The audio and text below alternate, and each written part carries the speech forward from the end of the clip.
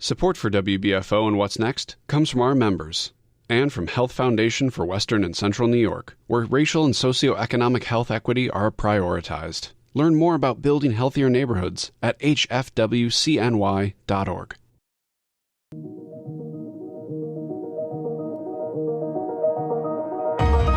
I'm Jay Moran. I'm Bridget Jaipal Valenza. I'm Thomas O'Neill White. We need to get together and let our voices be heard.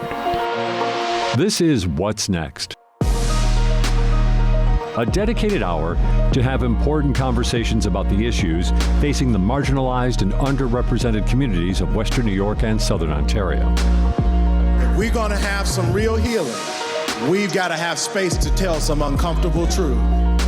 What's Next continues our mission to discuss race, equity, and the common concerns of Buffalo's East Side and beyond.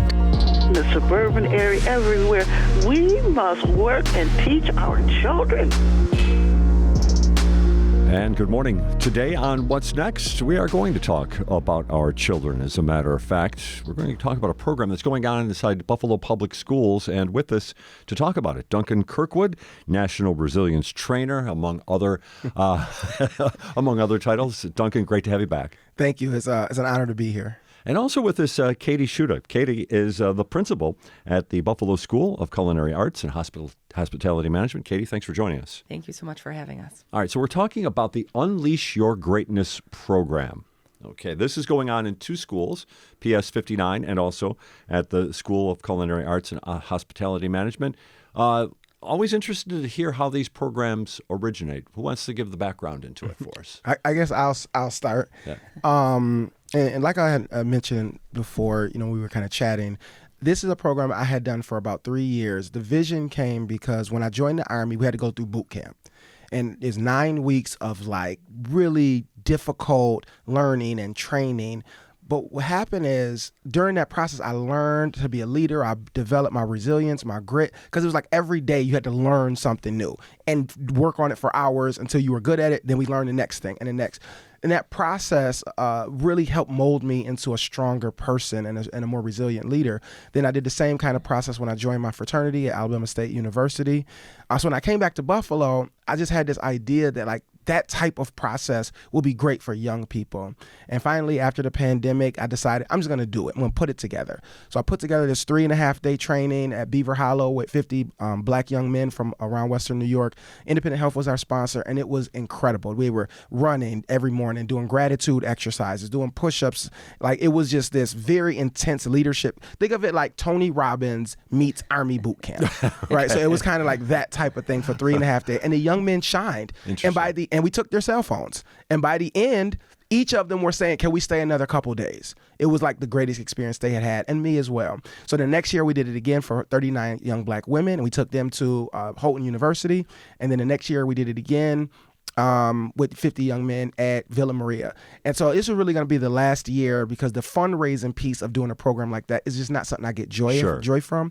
So in August, Dr. Ramona Reynolds with Buffalo Public Schools was talking to me about, some of the challenges they were having. And I said, hey, maybe I could be of help. So she kind of took that idea, talked with the superintendent, and she's coming back to me and said, well, submit a proposal and we'll consider it. Right. So I submitted a proposal to do this year-long program to really stretch out that 3.5 days I have been doing over the course of the school year to really build students and turn them from, possibly troubled students who could go either way to leaders in their schools. And they came back to me and said, we're going to move it forward to the school board. And the school board approved it. And then we kicked it off in October. And so we've already did our kickoff. And then yesterday we did our first workshop with with the students of both schools. And so in a couple of weeks, we'll do our next workshop with them.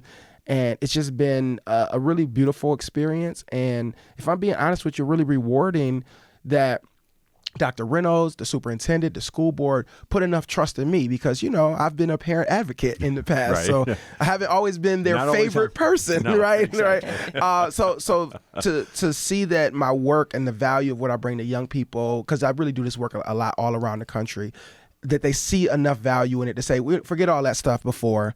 Let's all work together for the betterment of students. It's been really validating to who I am as a person. So I've really enjoyed that as well. Oh, okay then, Katie. How about for you then, for your school and your student body? You represent them. What makes this program, do you think, work for your school? Well, first, just starting with the title, Unleash Your Greatness. I think that every student does have greatness inside of them, and sometimes as a Buffalo Public School, we try to offer them everything, and sometimes we don't have all the answers or all the supports that we need. So a program like this can really just help and amplify the work that we're already doing. Our students have already said, so Duncan came in October, and we did a assembly with the 9th and 10th grade students. And the students already said, like, Miss, when do we get to do that again? They're super excited. Duncan is motivating. He's someone that they can look up to. He looks like them. He's from Buffalo. He went to Buffalo Public Schools, and he's successful.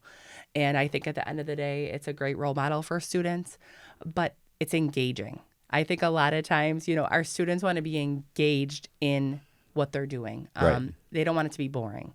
So when Duncan says at the end of this camp, he's going to offer a PS5, that is motivating for students, right? Something that they actually want and not like, so I think I mentioned before that it's really hard to be intrinsically motivated. And this program offers them not only ways to be motivated, skills and assets that they're going to grow over the time, but there's also outside factors like a limo bus that's going to take them somewhere. Some experiences that kids have never had, and I think they get this in combination, so they get to have fun, but they also have to work hard. And I think that's really what our schools try to do, is we want to hold high expectations for them and also have fun. And with this program, it just kind of goes with what our mission is at our school.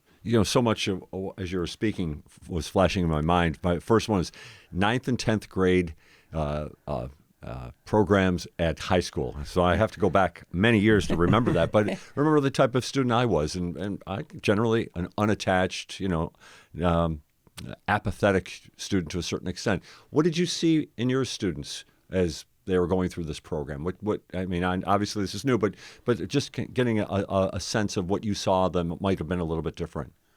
So yesterday they did vision boards, and it was really interesting. We were walking around the room, and some students, Duncan and I talked about this, some students knew right away what they wanted to do, how they wanted to be a better person. And then other kids kind of struggled, and because maybe they never thought about it before. So I think not only we're giving them opportunities to think about what they want, but also an example.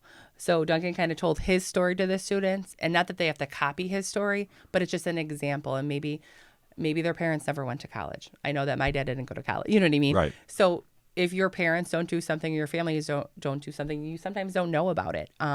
It was really great. Kids were proud of it, because this morning I meet every kid when they're coming in, and I was like, I can't wait to see your vision board. Like, do you want to see it now, or should I bring it up during lunch? So they're super excited about it. The kids, I never even told Duncan this, but after his assembly, the kids were like, can we join it too? How do you be part of that group?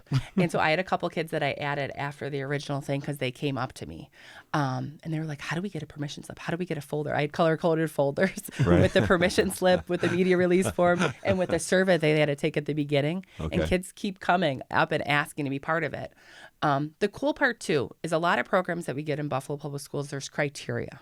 This program had no criteria. Okay. So it wasn't like you had to have a certain average or certain behaviors. It was kind of, what kids do we think would benefit either working in a group of kids or getting a mentorship? So there was no criteria. And I sent Duncan some data on each kid, and you look, it's not really similar. It's kind of a mixture of kids.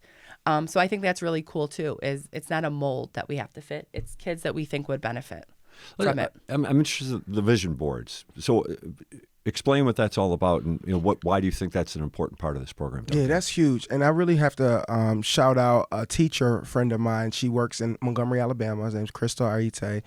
And one day we were talking, and I was talking about kids dreaming and having big goals in life, and they don't dream as much anymore. And she explained to me is that a lot of young people who come from low-income communities, they don't have the luxury to dream. Because they're in survival mode. They're raising their younger brother or sister. They may or may not eat that day. They may have never met a parent. They may be in and out of foster care. They got to worry about gangs and drugs and violence. And that combination of stuff, and they're behind in their reading level. So school is extra hard and stressful, and there's violence in some schools. And so all of that, they haven't taken the time to sit around and just create a vision for their life. So once she had told me that, it was like, no, every kid I work with has got to do a vision board. Okay. Because it's so important. Because if you don't know where you're going, then the current moment, this step doesn't have value. So like if I'm a kid and I don't have a vision, I don't know, I don't care, my parents didn't go to college, I don't know, they're surviving barely, I'm surviving, government assistance, this, that, then when I go to school, this doesn't have, I'm never going to use chemistry, I'm never going to use biology, I don't need to know Pythagorean theorem, like none of that has value to me. But if I sit down and draw a picture and say, I want to go to college, I want to leave Buffalo. Most of the kids at her school in their vision board said, leave Buffalo to go to college out of state. And I said, okay, well, if you want to go to college out of state, that means that math class all of a sudden does have value. You can't be in there cursing out your teacher thinking you're going to get to an out-of-state college on scholarship. Right. So all of a sudden, as we create a vision, so the vision board had 4 quadrants. One was on education and academics. One was on personal growth, like how do they want to grow as a person. One was on their career, and one was on their health. And so they had to, fill in each one. What is your vision for health in your life? Do you want to be healthy? Do you want to eat better? Do you want to sleep better? What was your vision for personal growth? You want to be a nicer person? Do you want to have more friends? Do you want to whatever? What's your vision for career and what's your vision for academics? And so some of them, like Principal Schuta said, struggled. And they're like, well, I don't know what I want to put for academics. And I said, okay, so let me backtrack a step. Here's how I opened up the vision board. Okay. I say, okay, listen, y'all. Yeah, some of y'all have never done vision boards. So here's how we think about it. I want you to raise your hand if you want to have multiple baby daddies. Nobody raised their hand. I said, raise your hand if you want to go to jail one day. Nobody raised their hand. I said, raise your hand if you want to be strung out on drugs. Right. And I kind of go on, 3 or 4 more very negative, obviously, things. Right. And so I say, okay, so y'all know what you don't want. You are very clear on what you don't want for your life. So now this vision board is going to be us getting clear on what we do want. And so by opening it up like that, it kind of helped them. So, and then even after that, we still gave them some support. So they said, what do I do for academics? I say, well, do you want to get D's and C's or A's and B's? They said, I want to get A's and B's. I said, okay, right, you want to get A's and B's. For personal growth, I said, you want to be a good person or a bad person? I want to be a good person. What does a good person look like? And they write what they think a good person looks like. For health, do you want to be unhealthy or do you want to be healthy? I want to be healthy. Okay, what does that look like? Right. And so we kind of did it. And it was, some of these vision boards were artistically beautiful, but all of them were beautiful in a way of they are finally looking at their life and saying, this is what I want. And all of a sudden, if you know what you want, now you have a direction to move towards. That's why it's so important to create that vision. Did you crush any of the kids when you said that you went out of state for school and you ended up coming back to Buffalo? Did that ruin anything? So I told them that part in the assembly that I went down south to HBCU to go to college. But another thing that a lot of students in our schools don't know, and I'm learning this from both of the program, both schools, is they think college is more school. So they look at the college experience. And now college isn't for everybody. Some people are going to go I did military as well. Some people are going to go to college, trade school. Welders make a bunch of lectures. So I'm not like only talking about college. But for those who want to go to college or are interested, they look at college as more school. So they're not excited as they should be about going to college because college is awesome. Okay, it is a life-changing, life-altering experience. Right. It's more than just the academics and the classwork. But they don't know that. So when I talk to them about college, the ones who want to go, I'm excited talking about it. So they're getting excited and again, that is making the current classes they go to have more value. I can't keep getting kicked out of class if I want to go to college where there are talent shows and road trips and toga parties and conferences in California the school to send you. Like, if that's what college is, I got to get there. Well, I can't be fighting or vaping in the bathroom. You know what I mean? So we want to keep helping them understand that you want something, there are steps to get what you want. And this step is important as well. And Katie, just switching back to you then, as you hear Duncan talk about this and this reinforcement of these positive images, what about that as a challenge as an educator in the city school district? Having to really deal with some of the realities that are out there with, like you said before, the potential of these kids and believing that, like you said, each has that potential to unleash their own greatness. Absolutely. And I think that's what I love about my school is we have a great staff. that I think each kid in our school has one staff member that they can go to. And we try to really get to know the kids and find out that stuff. So when we meet with kids, I always ask, like, if they're struggling in school, like, what do you want to do after high school? Like, because if you don't know them and you don't know what, like, kind of what all this work that Duncan does, then you can't help support them get there. If there is no meaning, just like he said, then they don't see a reason behind it. Like, well, why do I have to take this class? And just all that same stuff. We do deal with that. But we have to give kids reasons and opportunities. So at our school, you may not be someone who loves English or loves math, but we have culinary. And what we find is that a lot of kids thrive in different areas. And so if you can be successful in one area and you can tap into that, then we can usually come up with a plan for a future. And just really getting to know kids and building relationships, I think, is the number one key. And I think that's what we do really well at our school. I'm not sure if I'm answering the question. No, that's fine. But one of the things that Duncan said that I wanted to talk about is when Duncan was talking, you in the assembly, you talked about studying abroad. And some kids were like, oh, my God, we can go to Italy in college. Like, do you know what I mean? Like, that is something. And one of our former graduates, Ryan Dowell, her dad teaches at this school, too. She's actually preparing to go to Italy. And so we want to bring her back in and just be someone that the kids can look up to, too. She was right where you were. She was sitting in your seat. Duncan was sitting in your seat. And look at what they can do. And I think just providing those moments where they can see, like, just examples of real life people, not just like, oh, I'm going to go to college and I'm going to do this. Those real life examples and former students and former kids that were in their shoes. Do you find it interesting when Duncan was talking about his original program when he took the kids out to Beaver Hollow, push-ups, running, all this, and yet they seem to want more. And that's interesting to me. Again, I'm reflecting back on my experience in high school. I'm like, I got to go do what? But it's interesting to see how kids react in this situation. I'm kind of interested from your perspective, how you see that and why it kind of works. Kids love structure, number one. They love structure. They don't like chaos. Number two, they know when a person is real or not and when a person cares about them. And so when they know that they're going out here to do a program and someone cares about you and is taking the time out of their time to invest in them, kids know that. And I think that one of the things that I try to do as a principal is be a warm demander. And what that means is you're warm and you're loving and you care about them, but you also have high expectations. And kids really react well to that. I would say that if you talk to the people in my school, I think that we have good relationships with kids. And when you have good relationships with kids, you can tell them anything and they'll kind of go along with it, right? Not anything in a bad way, but like, if there's a consequence, they're like, okay, thank you, miss. They know that I'm doing what's best for them at that time. So I think when kids feel that, they want structure, they want to do things, they want to impress you. So I think that also comes with it. Duncan, how about for you? I mean, reflect back to the 9th, 10th grader performing arts. If someone came up to you and said, we're going out to Java and we're going to be running and doing push-ups for 2 days, what would 14, 15-year-old Duncan Kirkwood have said? Well, let me tell you. So I would not, first of all, I would not have wanted to go. I would have gone kicking and screaming. Right. And you're going to take my cell phone. I would have been furious. And most of these kids were.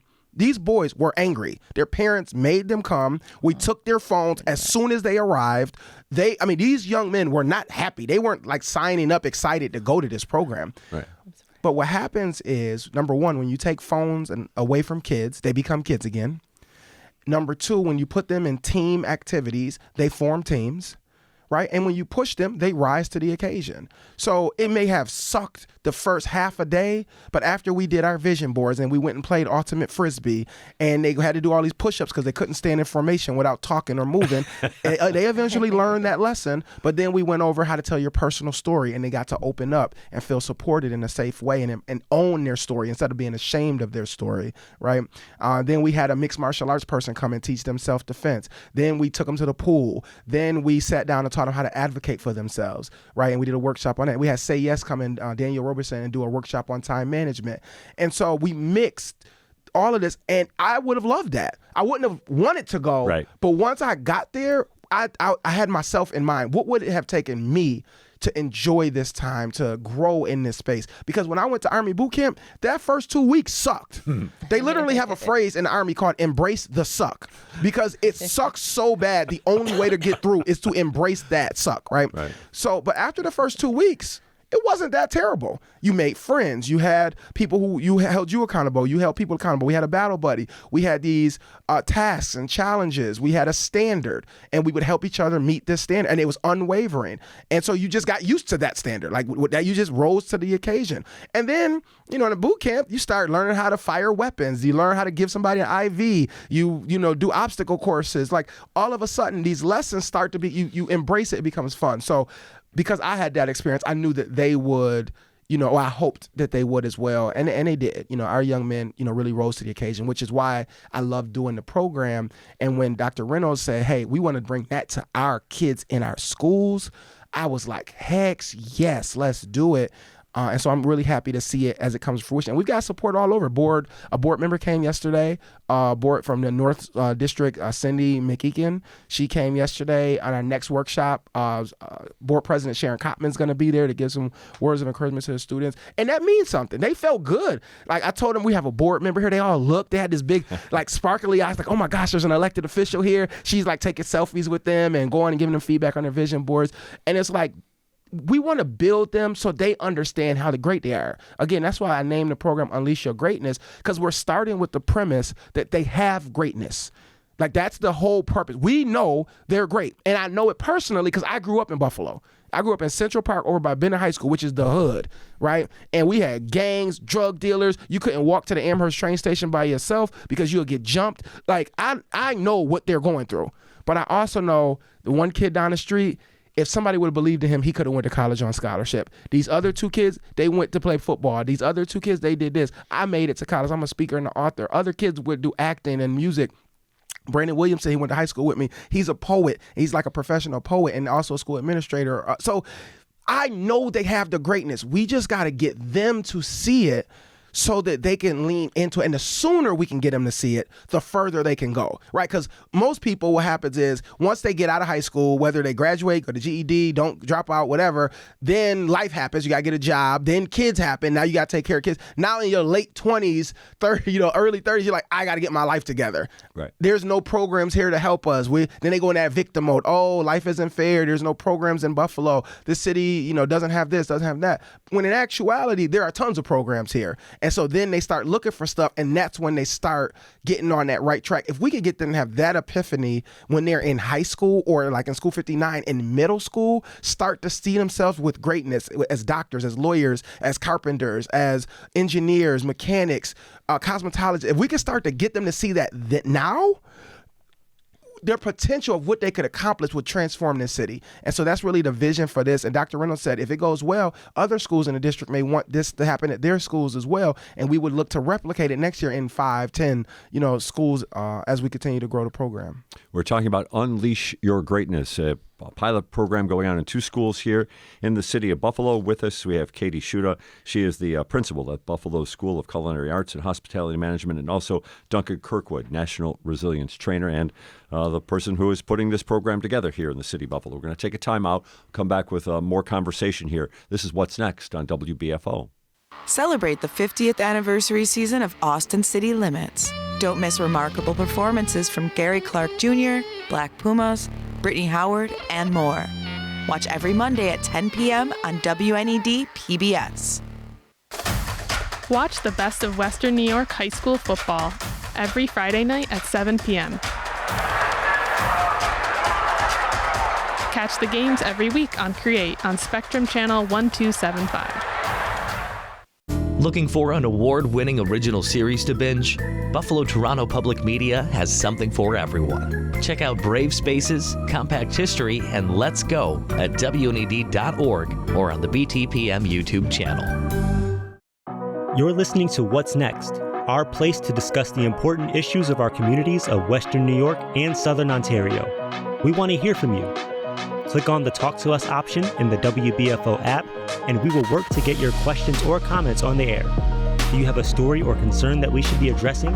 Email us using what'snext@wbfo.org. Together, we'll have the conversations that are needed. This is WBFO, your NPR station.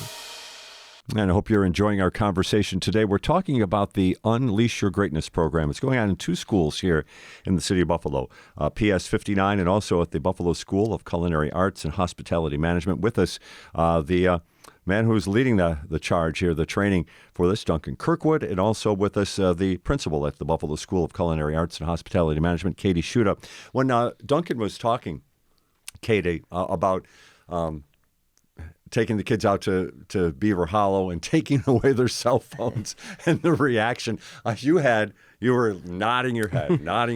And I wonder if we could just have a little conversation right now about that, about cell phones in schools and how you have to integrate it. Yeah, absolutely. So so it's funny, I was laughing because this school year, we have been very strict on our cell phone policy. So students are only allowed to use them during breakfast and lunch in the cafeteria as per the Buffalo Public Schools Code of Conduct. Okay. And we are going hard. And we have a school-based management team meeting every month, and we have students on the team. And we asked for a student update. And I said, how is it going? And one of our seniors said, Ms. Schuta, to the whole group, I am so glad that you took cell phones away, because I'm not going to lie. Kids are participating more. I'm even participating more. I didn't realize how addicted I was to my cell phone. And it was unprompted, and we were all sitting there. We were like, oh my God, this is why we're doing it. I did a little research over the summer. I know that other school districts like Lackawanna said absolutely no cell phones and things like that. And I read the Code of Conduct in the Buffalo Public Schools, and I try to follow that exactly what they say, and it said only during lunch and breakfast. So I said, we have to come up with a system at our school. This is going to be very hard to track. It's like a full-time job in itself. And so we kind of did the system. The first time it's taken, we keep it till the end of the day. The second time, a parent or guardian picks it up. And the third time, they'd have to hand it in to the main office in the morning and get it at the end of the day. And we have an Excel spreadsheet. We're tracking it. Okay. And so it's going pretty well. But I explained to parents and Freshman Academy and in all my all-calls and letters home that when students look at their cell phones, even if they say they're looking at a time, I can look at my cell phone right now, there's a notification. Mm-hmm. So you're getting distracted. And I believe it was the University of Boston did a study, and I think it said, and don't quote me, but when you look at a cell phone in class, it takes approximately 15 to 18 minutes to re-engage in the lesson. And that is, yes. So that I read that this summer, and I'm like, that is just mind-blowing. So I use that when I'm talking to kids, and they really understand it. I said, so if you look at your cell phone once, you're like missing half the class. And how can you be successful if you're looking at your cell phone? Now, cell phones are great for many things. Unfortunately, in schools, sometimes it could be a safety concern if we're meeting up for an issue, or if you're not paying attention to the teacher, other things like that. So it does have its positives where we can communicate with students and families easier. We can do online test prep, different things like that. But really right now we need the cell phones to be out of the classroom. Okay. So when you said that, I know at first they kicked and screamed, but now it's like, it's kind of like something, one less thing they have to worry about during the day. Right. So I have mixed feelings on the cell phone thing because of the experiences I've had with different school leaders around the country. So, for example, I've worked with the school in Friendship, New York, Friendship High School, and they have totally banned cell phones. Like their parents were down for it, their school board went with it, and they totally banned it. And they said every problem they had in the school is better. Like the grades are up, attendance is up, disruptions are down, et cetera, et cetera. Everything you can measure has improved when they took the cell phones. But I have a different school, Cuba Rushford, that I went and presented to them last couple weeks ago. She said we're integrating cell phones more into the school, and her logic is we're fighting the kids on the language that they speak. They use technology in a way we don't.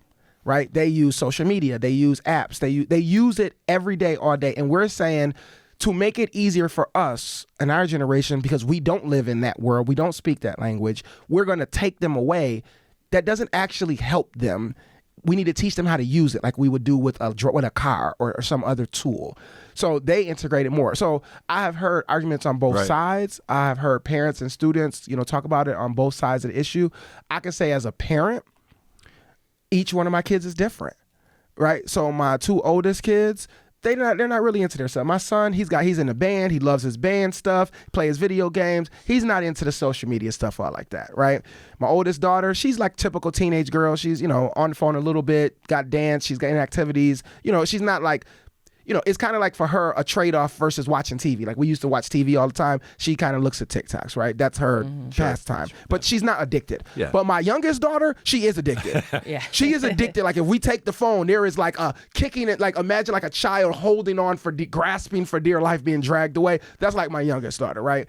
And she's very angry when we take her phone. But after 20 minutes with no phone, all of a sudden, hey, Mom, can we watch a movie together? All of a sudden, hey, let's play a game. Who wants to play Battleship? Like all of a sudden, she's a kid again. So as a parent, I'm having experiences on both ends. And I have a baby. So now me and my wife are trying to figure out how do we balance this screen time issue as we got this 1-year-old, because we got the Gracie's Corner on YouTube that everybody loves. Kids love it and all of this. But we don't want them to start addicted right out the gate to this device, right. So I can see kind of both sides. Yeah, of it. And it's interesting to hear Duncan talk about his kids. So they all have a different approach to it. And this is something that obviously you see with your student body. Kids who have different perspectives and trying to find that the best path in. That's got to be the constant challenge, I would think, for you and the rest of your staff. Yeah, absolutely. Every student is different. We've had families of just families in our school that have had 3 kids that came through our school, and each one is totally different, even within families. So yeah, it is definitely difficult. One of the things that we're seeing, I know this is connected, is the rise of mental health concerns. Right. And so that is another thing. If you do any research on that, there are a lot of mental health concerns that are based on the phone, on Instagram, and all these things. So I think for us right now, if we can take that away for just a little bit and have them focus on their school, we think that's what's working for our kids. Now, there are students who may have medical notes where one of their coping skills is to listen to music or something like that. Then obviously we make accommodations for things like that, because we want to make sure at the end of the day we're doing what's best for kids and each individual kid. So that does come up.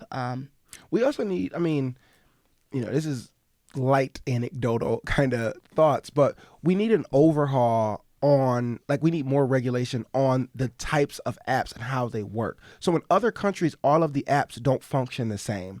So in some other countries, TikTok is only available until 8 o'clock at night, right. Or the images on there aren't a free for all of any ridiculous thing. They're very curated. If you're under 18, that they're, kids in recitals and stuff like that, but not stupid dances and stealing cars, right?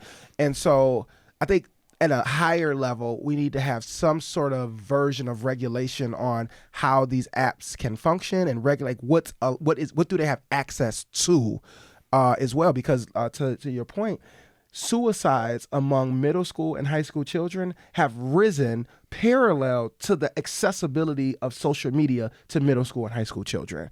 So we've seen this rise in suicide, rise in depression among our students that is almost equally on par with the more technical the phones are getting and the more access that they have. So when I go speak at different schools, the top 2 issues at every school around the whole country, of coast to coast, whether I was in Utah 5 days last week or here in New York, is student mental health and social media. Because the social media is a 2-part problem. There's the mental health problem and the bullying problem.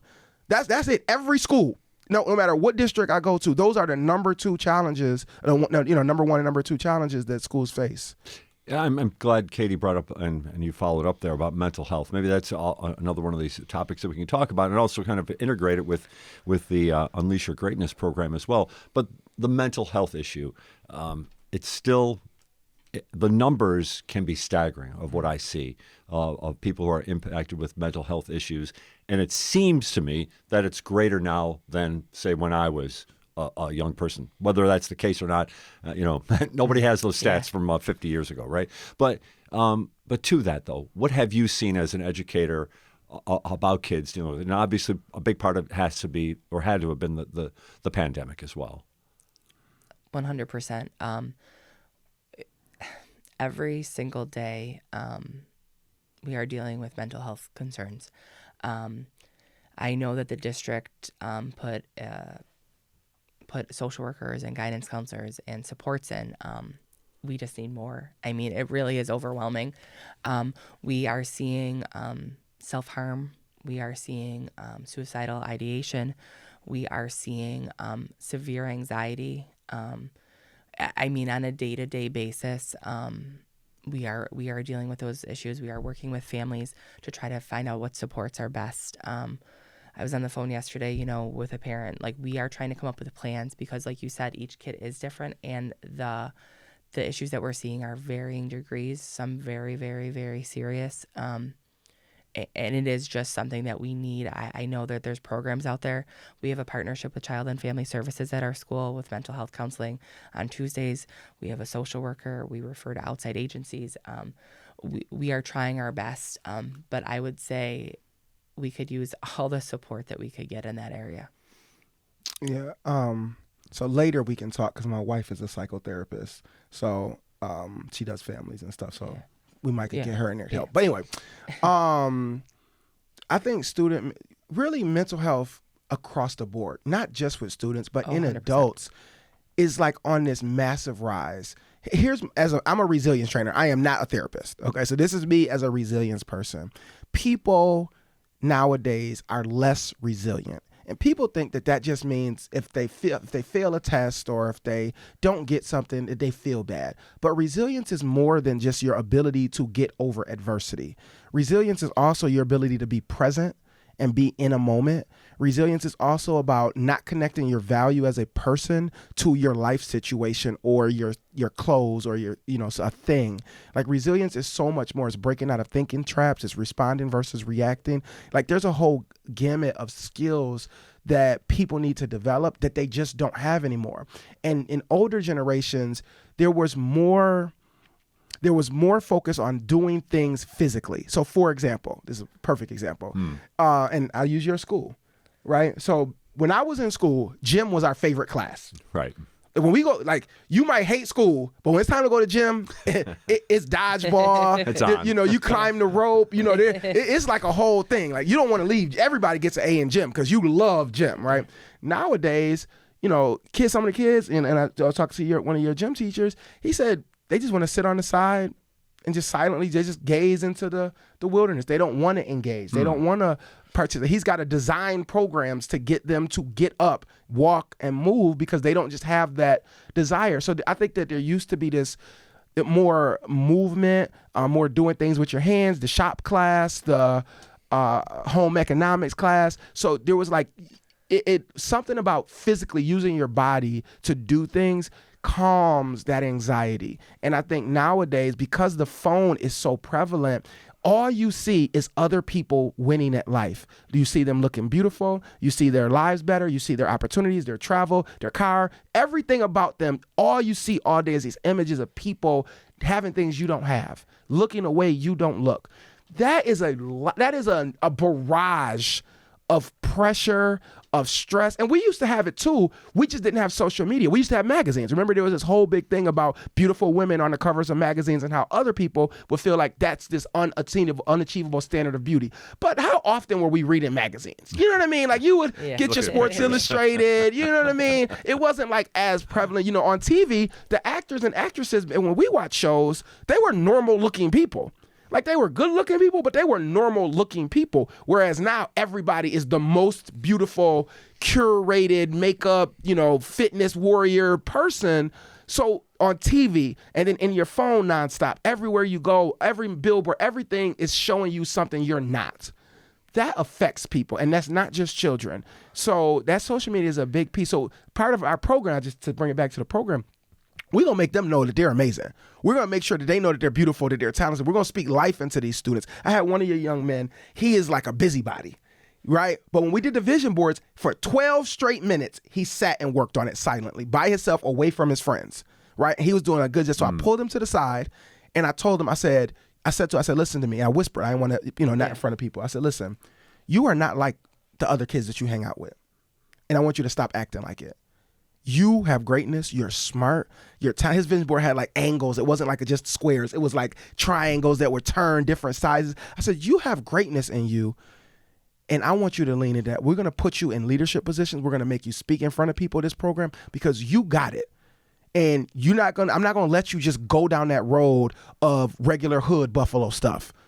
Right? Because that's what he wants to do. That's what's cool. That's what's fun. That's what I said, but you're not like that. You're different. And instantly, for the rest of the time, he was a different, it was like he became a different person for the next 20 minutes when I put that onus of greatness on him and spoke that into him. And so we got to be consistent because kids don't like it when you're not consistent, right? So we got to continue to do that type of work with the kids so that they all are in their own way, give them what they each need individually or what they need to hear, build them up so they have that confidence, We're talking about the Unleash Your Greatness program in Buffalo schools. There's 2 pilot programs right now, one at PS 59, the other at Buffalo School of Culinary Arts and Hospitality Management. Their principal is with us, Katie Schuta, and also Duncan Kirkwood, National Resilience Trainer, and who's bringing this program into Buffalo schools. We're going to take one more time out and come back and finish up with What's Next. This is What's Next on WBFO. Looking for something to do? Buffalo Toronto Public Media is always hosting fun and insightful events. We have concerts, big ones and small ones, educational events, and events that help raise money so we can continue to serve our community. Visit WNED.org/events to see what we're up to. Did you know that Buffalo Toronto Public Media produces shows that earn New York Emmy nominations and awards, Webby Awards, Telly Awards, GLAAD nominations, and New York State Broadcaster Association Awards? Check out our award-winning productions like Compact Science, Compact History, Let's Go, Brave Spaces, Kleinhand's Gift to Buffalo, and much more on the Buffalo Toronto Public Media YouTube channel, or visit WNED.org. This is Public Media. You're listening to What's Next, our place to discuss the important issues of our communities of Western New York and Southern Ontario. We want to hear from you. Click on the Talk to Us option in the WBFO app, and we will work to get your questions or comments on the air. Do you have a story or concern that we should be addressing? Email us using whatsnext@wbfo.org. Together, we'll have the conversations that are needed. This is WBFO, your NPR station. And welcome back to What's Next? Unleash Your Greatness. It's the name of a pilot program in Buffalo schools at the Buffalo School of Culinary Arts and Hospitality Management, also at PS 59. With us, Duncan Kirkwood and Katie Schuta, who's the principal at the Buffalo School of Culinary Arts and Hospitality Management. And I appreciate both of you leading us into a discussion about mental health. And with that, just a reminder that there is always help available. The suicide prevention line can be reached at 988. Let's get back to the program here when it comes to Unleash Your Greatness. I really enjoyed what you were saying there, Duncan, about the one student who you picked out as a busybody. And you brought him in and you put him on his vision board. And it kind of almost changed his, it sounds like there was a huge change right in front of you. Is it peer pressure, do you think, for a kid like that? What do you think? I think it's a combination. Yeah. So number one, I don't know where you grew up. Okay, I grew up in the hood in Buffalo, and doing hood stuff is fun. Okay. So just so y'all know. What's the most fun? So one of the things me and my friends used to do, we would climb on the rooftops of different garages in my neighborhood, and at different seasons, the acorns would fall off the tree. So we'd go up to Manhattan Park with like a garbage bag and fill it up full of acorns and throw them at cars riding by. It sounds so much familiar to things that went on in my neighborhood. Those were apples, though. Okay, yeah. So that was our activity for the day. You know what I mean? Like we'd be excited. Like we were like, okay, this is what we're gonna do today, right? But like doing like things that are usually can get you in trouble are fun. And listen, I'm gonna be really candid. When I went to performing arts, I was the kid. Me, it was a guy named Andrew, Reggie, Clay. Like we would do things that would get us in trouble, but that were fun. We'd sneak our PlayStation into school and play video games during the day. We'd skip class. Like those things are fun. Is it okay if your kids hear this program? No, continue. No, they don't listen. Okay. I'm safe. All right, I'm safe. very good. All right. But those things are fun. And so that's part one. The allure of the things that are wrong usually are fun.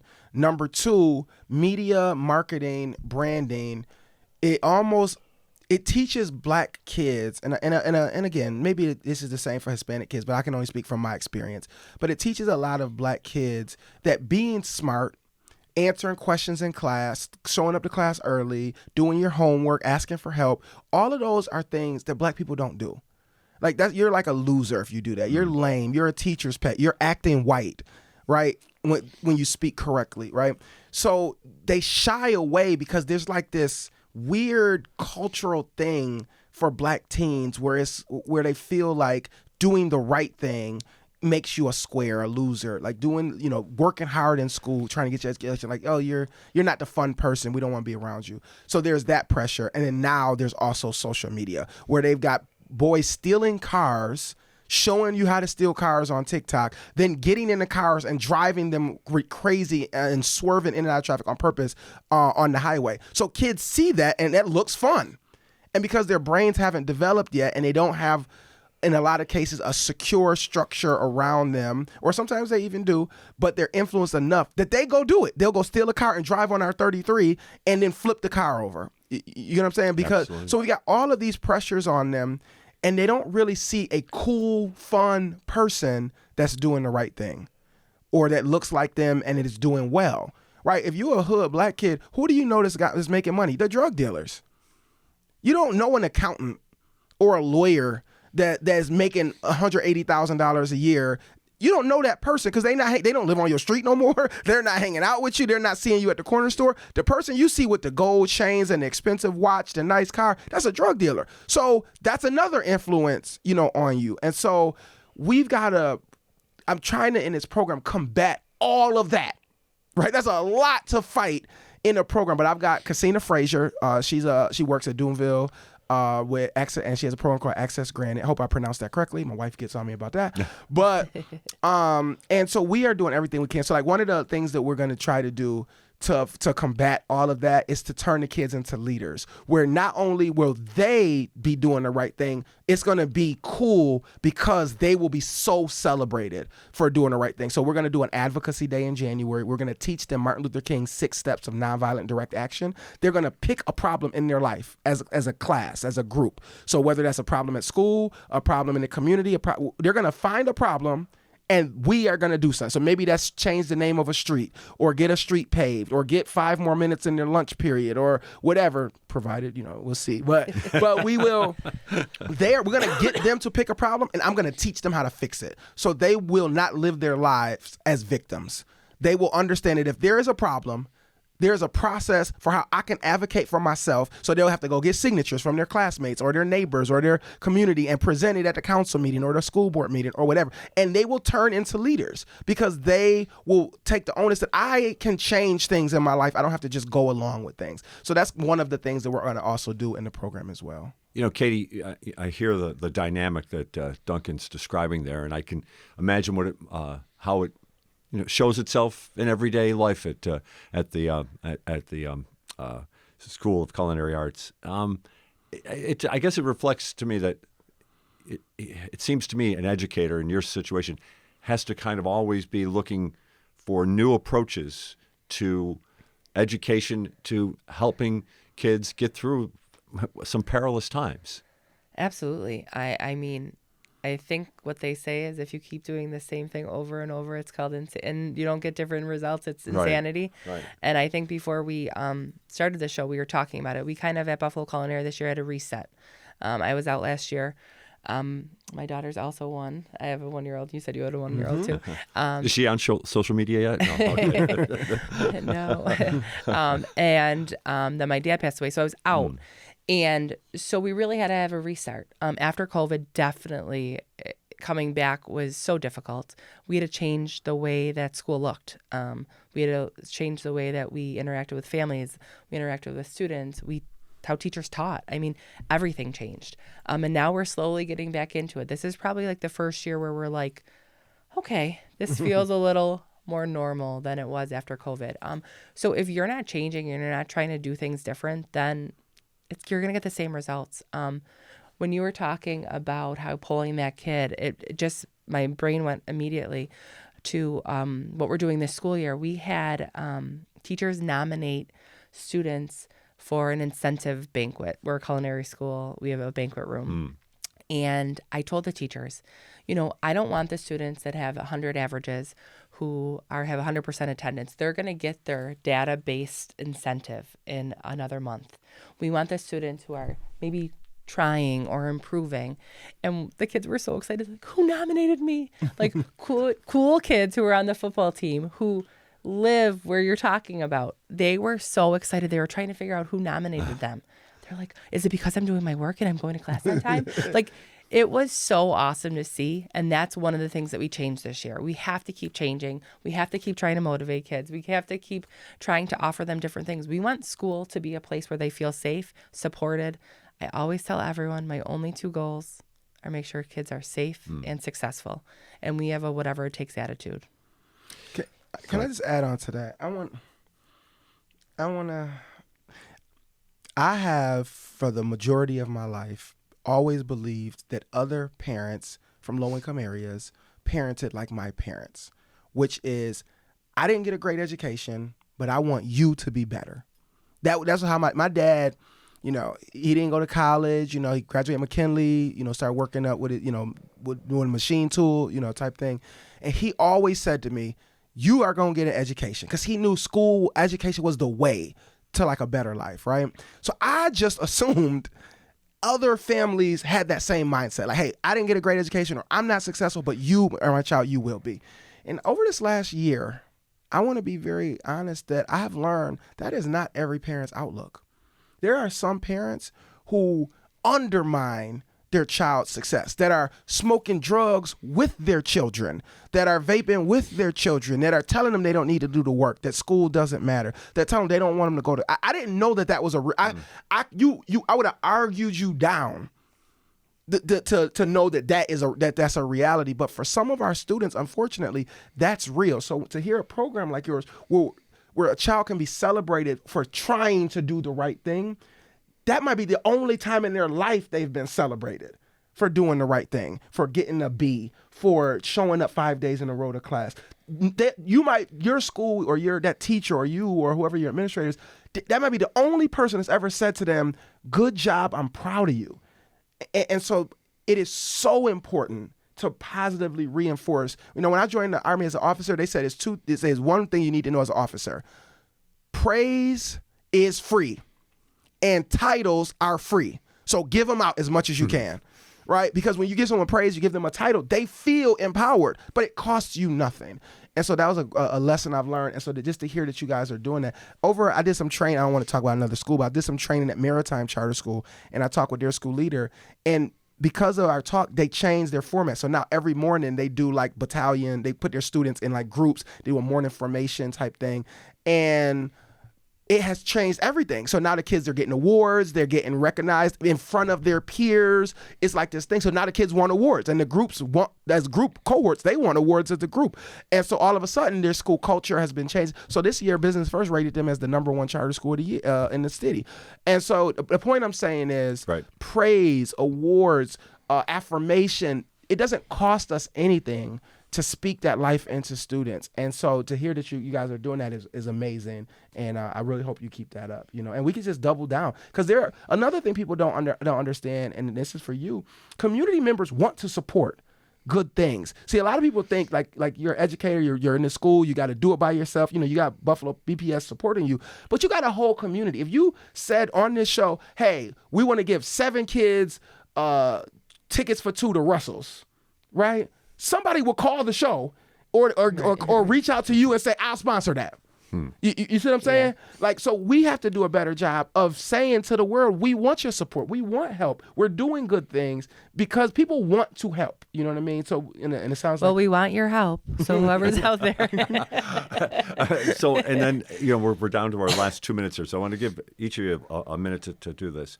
We're going to start with you, Katie. Just tell our listeners about the kids at your school.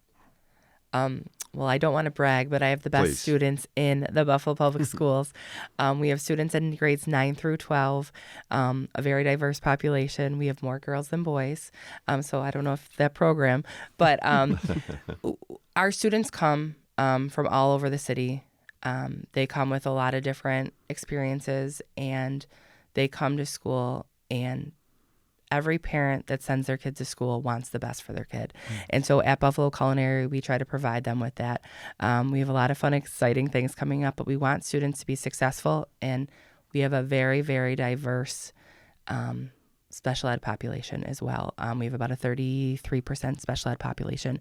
And we also share a building with Occupational Training Center, which is 100% special ed, students 18 to 21, students with disabilities. So our students are just the best. Nice. You can come visit anytime. We'll treat you to lunch. Nice. Walk over. That's right. A great place to get lunch. Yeah. Duncan, we're only to give you 30 seconds. Tell me about Buffalo Kids. Our kids are incredible. And here's one thing that I think people don't realize about Buffalo Kids.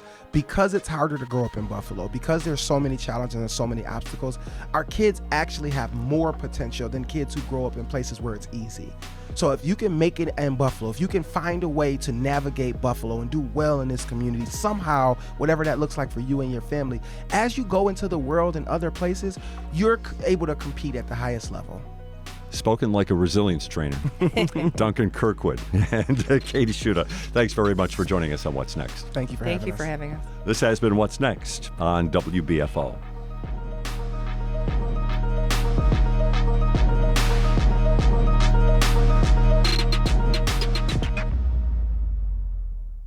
Support for WBFO and What's Next comes from our members and from Health Foundation for Western and Central New York, where racial and socioeconomic health equity are prioritized. Learn more about building healthier neighborhoods at hfwcny.org.